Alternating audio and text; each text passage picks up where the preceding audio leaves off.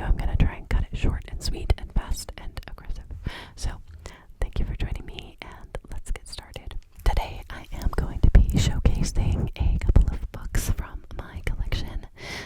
The sad thing about me and books is that I am more of a book collector than I am a reader.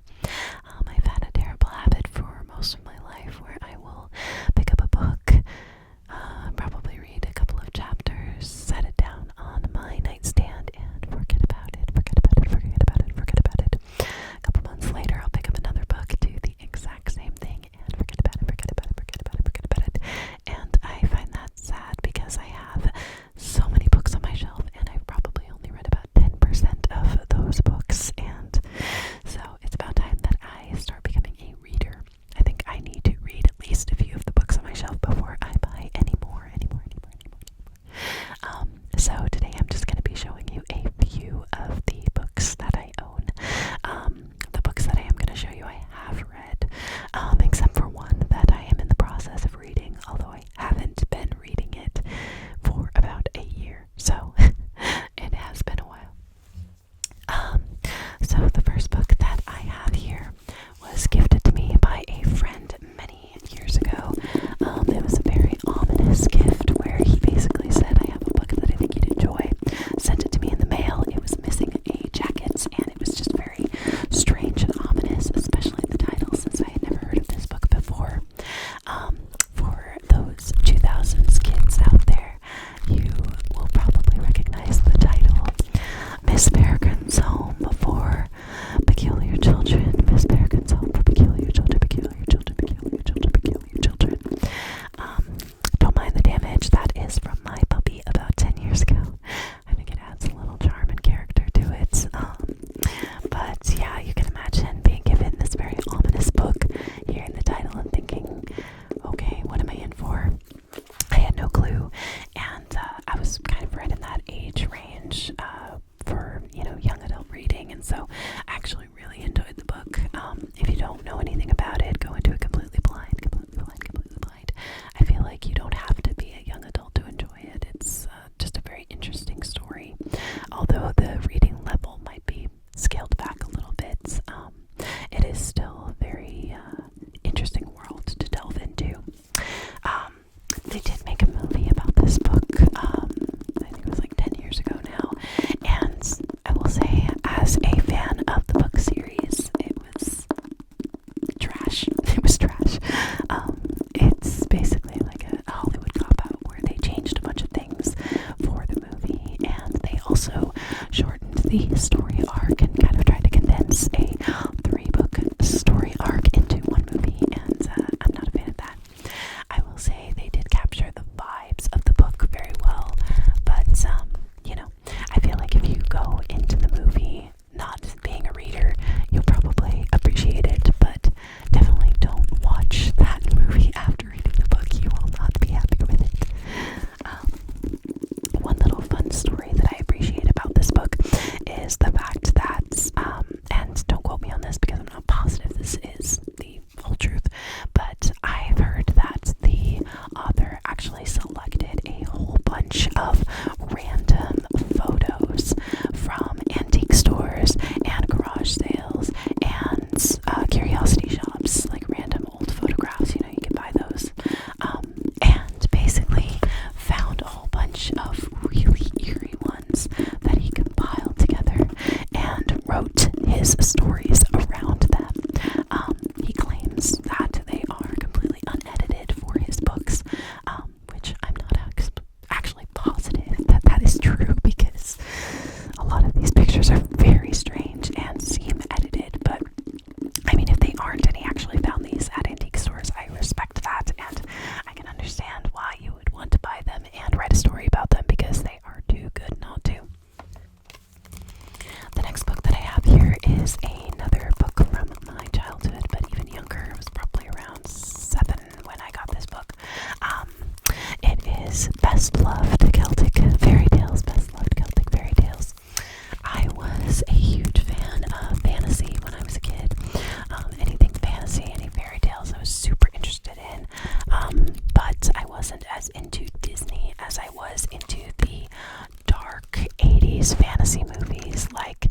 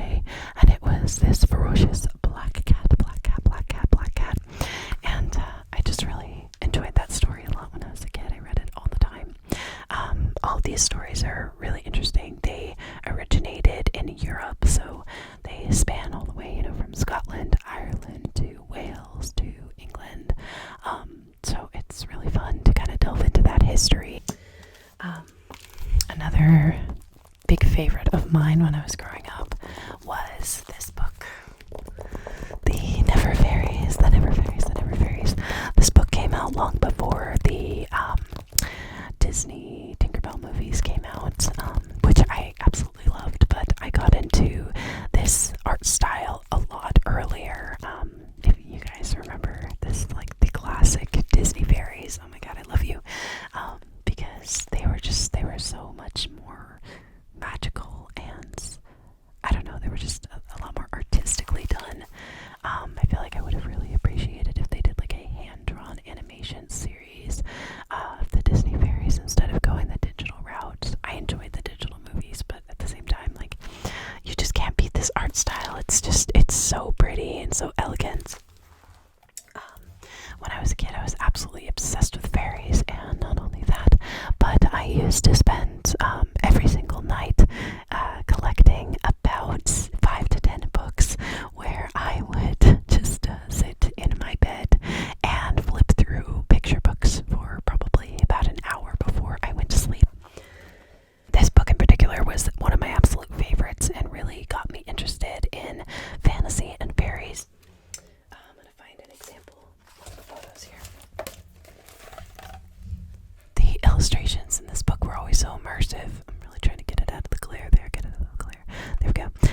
But yeah, oh my goodness, they just were so immersive and so pretty. I just always enjoyed spending so many hours looking at them and wishing that I lived in their world. So that was always a huge favorite of mine. The next book that I have, I actually showcased in my last video, but I still want to tap on it again, being Coraline. One thing that I was absolutely obsessed with as a kid was the Chronicles of Narnia and Bridge to Terabithia and Coraline and all of those stories in which a kid disappeared into another magical world. But I really appreciated this story being, kind of like that dark, grim fantasy mixed with like a kind of young adult horror. This was always such a fun book to read when I was younger because it's a fast read, and it has some really disturbing illustrations in it. Let me find an example real quick. Let's see if we can find a creepy one. It shouldn't be this hard. Okay, here we go. Let me get in here. Gosh, the art style is so amazing. I love the art style in this book so much. The artist is Dave McKean. He actually worked with Neil Gaiman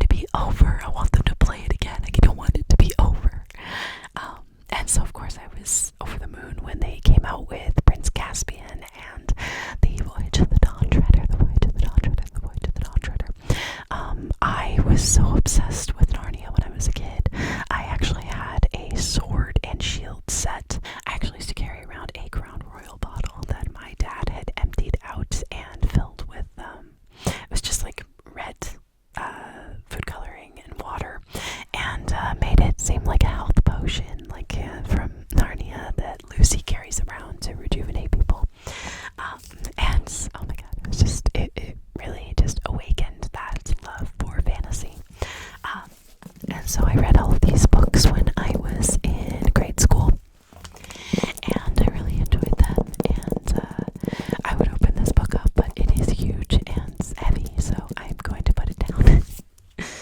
But nonetheless, very influential fantasy series. Definitely read them if you have not.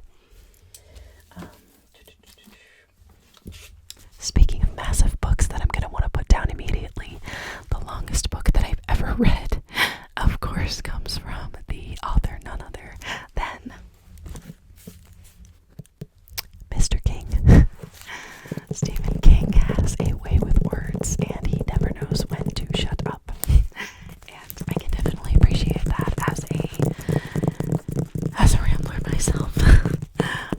When it comes to writing, I'm also the same way, where I just don't know when to stop. And so then you end up cranking out a 1,138 page book. 1,138 pages. I actually read about half of this book in one sitting. I ended up getting sick many years ago and decided that I had nothing better to do than read, so I cranked out about 600 pages of this book in one sitting. And I don't know if I have the energy to ever do that again, but I can definitely respect the fact that I was able to do that at one point in my life. Definitely an amazing book. Of course, we all know that there's one scene towards the end of the book that is absolutely unnecessary, but disregarding that scene, the book is amazing. It is a very captivating read, and it actually doesn't feel like as long of a book as it is, because I was just so pulled in by the world building that I wasn't really bothered by the page count. So, you know, it depends on which book you read. I've tried to read a couple of Stephen King books that I just couldn't really get pulled into. Kind of like Needful Things. I was struggling to get into that one. I'll read it at some point. But yeah, he just definitely has a lot of words to share, and sometimes it can be a lot. So last but not least, we have my big ticket item, which is actually my collector's book. This is a hardcover first edition copy of a book that I am slowly beginning to fall in love with, as I am a huge fan of the movie Christine.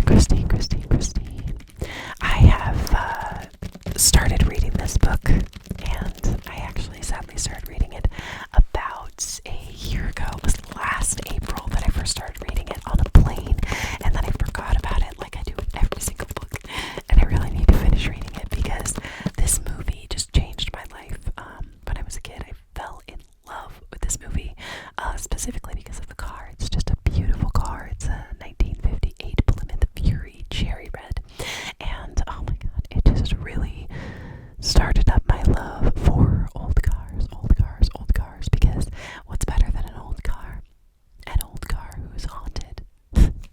So, I ended up falling in love with that movie when I was a kid, and I actually have a little Stephen King bookshelf over here with a couple of pieces of memorabilia from Christine. I've got her sitting right here, my little car. I've got a little diorama of a garage back there, as well as my burnt version of Christine as well.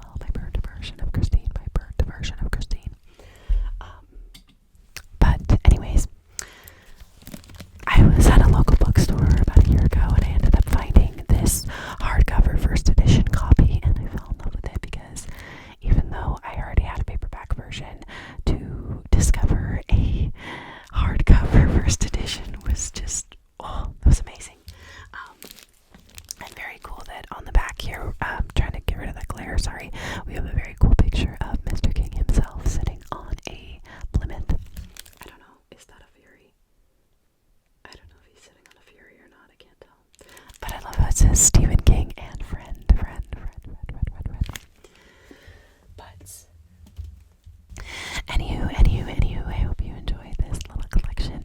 I tried to keep it as short and sweet as possible, and I do apologize for all of the abrupt editing. I am just so tired of being sick. I've been sick for like 2 weeks, and it has really been a struggle to get over. So I